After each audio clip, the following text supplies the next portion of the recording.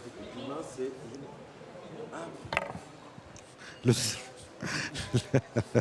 Excusez-moi, j'ai eu une absence. Question centrale dans ce sommet sur le climat, c'est bien sûr l'innovation. L'innovation, en particulier l'innovation des PME. Alors, j'ai pour parler de ça avec moi Tam Tam Lay, directeur du Climate Kick France, et Sylviane Villaudière, coordinatrice générale pour Solutions COP21.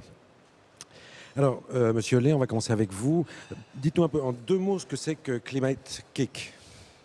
Volontiers, donc merci de me donner l'occasion de présenter Climate Kick, qui est l'un des plus grands partenariats public-privé, probablement à l'échelle de la planète, orienté sur l'innovation contre le changement climatique.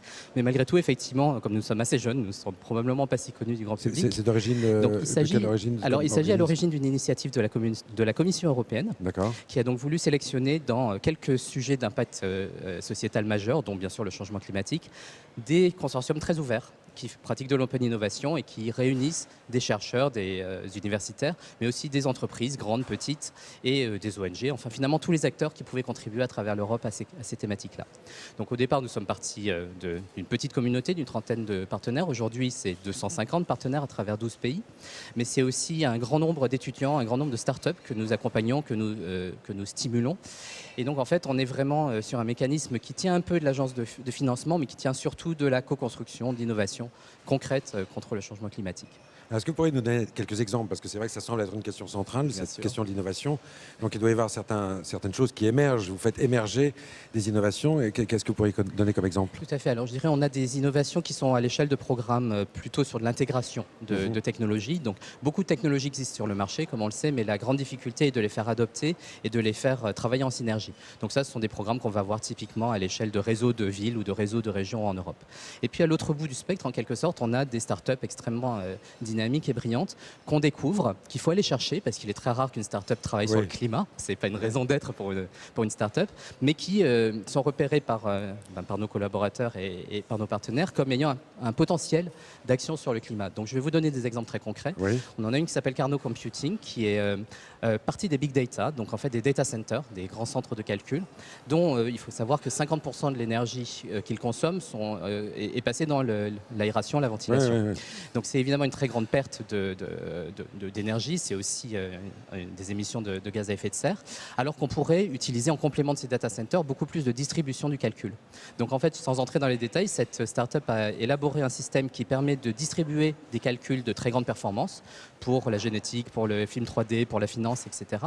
De les envoyer sur votre ordinateur. Ah oui, c'est ce que faisait la NASA à un moment donné. Exactement. Pour certains gros calculs, c'est effectivement tout le monde donne une partie de sa mémoire, si j'ose dire. Tout à fait. Alors, ils ont raffiné ce modèle, ce qui fait que vous, en tant que particulier, vous pouvez avoir votre chauffage gratuit uniquement à partir du temps de calcul que vous donnez dans votre domicile. Ah oui, c'est génial. Et alors, c'est d'autant plus, je dirais, d'autant plus ingénieux que ça permet aussi pour tenir compte des variations saisonnières, puisqu'on a plus ou moins besoin de chauffage, de moins en moins d'alimenter en fait aussi la recherche publique, donc gratuitement en temps de grand calcul. Donc ça, c'est un exemple. Un autre exemple, c'est Evolution Énergie qui va travailler pour le coup avec des grandes multinationales qui sont sur énormément de sites à la fois et qui va leur dire, écoutez, vous pouvez visualiser grâce à nous la consommation électrique de tous vos sites. Et rien qu'avec ça, vous pouvez réduire de 20% votre facture électrique. Et quand il s'agit d'ArcelorMittal, eh bien, vous arrivez à 1%, 2% des émissions de gaz à effet de serre de l'Europe. Oui, effectivement. Et vous me parliez aussi, avant cette interview, vous me parliez l'utilisation de Big Data aussi par les assurances. Oui, tout à fait. Alors, on sait que le milieu de l'assurance est parfois un peu fermé, en particulier sur le partage de données. Mais là, une vingtaine d'assureurs à travers l'Europe et même au-delà se sont réunis pour nous demander de développer un outil qui permette de faire en open source en fait, un modèle de représentation et de prédiction des risques importants, des risques extrêmes liés aux événements climatiques. Et donc, c'est la première fois, je pense, qu'il y a cette initiative qui permet à toutes ces assurances de partager des données et donc d'arriver collectivement à une fiabilité beaucoup plus grande, ce qui, bien sûr, a un intérêt pour elles parce que ça leur permet de réduire la marge de risque, mais ce qui permet aussi au niveau du citoyen et au niveau des collectivités d'avoir une bien meilleure estimation du risque. Voilà, appréhender ce qui se passe réellement et à quelle échelle. Sylviane, vous vous occupez donc des solutions COP21. Alors comment les solutions COP21 vont mettre en scène, mettre en avant les innovations en général et en particulier les innovations PME sur les questions climatiques? Alors effectivement, Solutions COP21, c'est bien l'événement pour tous les types d'acteurs, qu'ils soient les plus grands, mais aussi les PME et l'ensemble des structures, y compris associatives et ONG, qui peuvent participer et qui sont évidemment au cœur de l'exposition qui aura lieu au Grand Palais du 4 au 10 décembre 2015, mais aussi sur les conférences et l'ensemble des plateaux qui leur sont offerts pour porter les solutions, les faire connaître. Et comme on vient de l'entendre, il y a tellement de PME qui ont des innovations, qui sont capables de nous donner des solutions qui n'existaient pas il y a encore quelques années. Et ça, c'est très très important qu'on les touche du doigt. Alors à Solutions COP21 au Grand Palais, on pourra les découvrir d'une part sur les pavillons ou sur les espaces des partenaires. Donc Climate Kick, qui fait partie de nos partenaires fondateurs, aura aussi des grands moments de mise en scène des PME, avec aussi des soirées, aussi des capacités à se parler, à être en synergie. Donc des conférences très nombreuses. Et puis des espaces partenaires avec des stands pour découvrir concrètement les PME qui veulent montrer leurs solutions. Donc ce sera le cas par exemple sur l'espace d'un autre partenaire fondateur qui est l'ADEME. L'ADEME qui est depuis le début, depuis plus d'une année et demie maintenant à nos côtés, et qui aura sur son espace une présentation des PME qui sont soutenues dans le cadre de ces programmes, notamment des démonstrateurs sur les investissements d'avenir. Ça c'est très très important.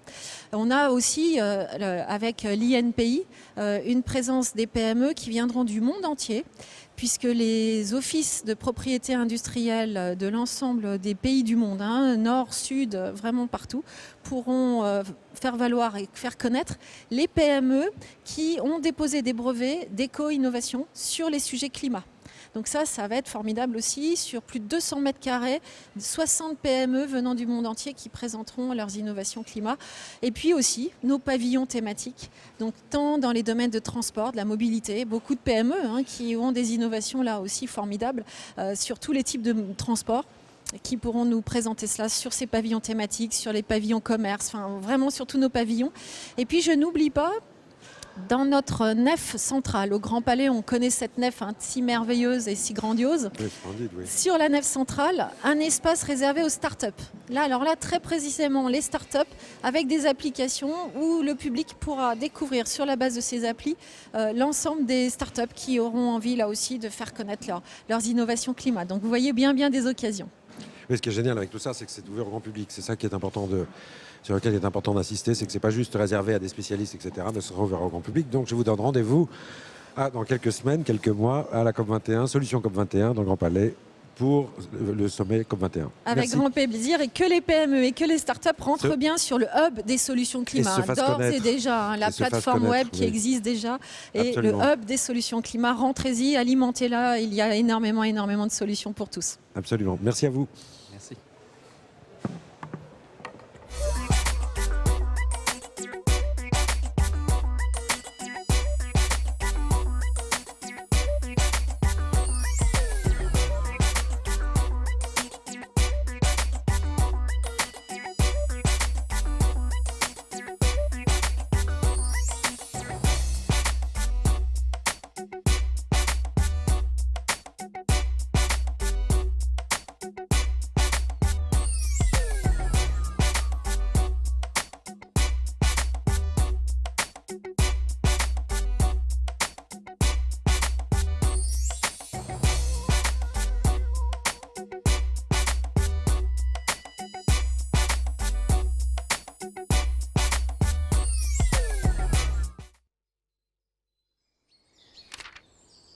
Our beautiful environment, with all its interlinking natural resources, supports our economy, attracts investment and tourism, and provides us with everything that we and our communities need to thrive and prosper. But pressures on our natural resources are increasing. That's why we have introduced the Environment Bill. This will help to ensure that we all work together to sustainably manage our natural resources and keep them healthy and productive. Taking a more joined-up approach will mean that our natural resources can continue to provide benefits for us all, creating opportunities for businesses and communities, and crucially, it will help us adapt to climate change and increase biodiversity. The bill will put in place new powers to help make sure that businesses, public bodies and communities act in a way that manages our resources responsibly. The bill will join up the dots by supporting lots of wider initiatives that are helping to boost our economy and improve our environment. To help achieve sustainable management of our natural resources, the Environment Bill will lead to a report on the state of Wales's natural resources to improve our evidence, a national natural resources policy to set out priorities and opportunities, area statements that set out the risks, priorities and opportunities for natural resources for a given area. It will also make positive changes to the way other resources are managed in Wales, for example,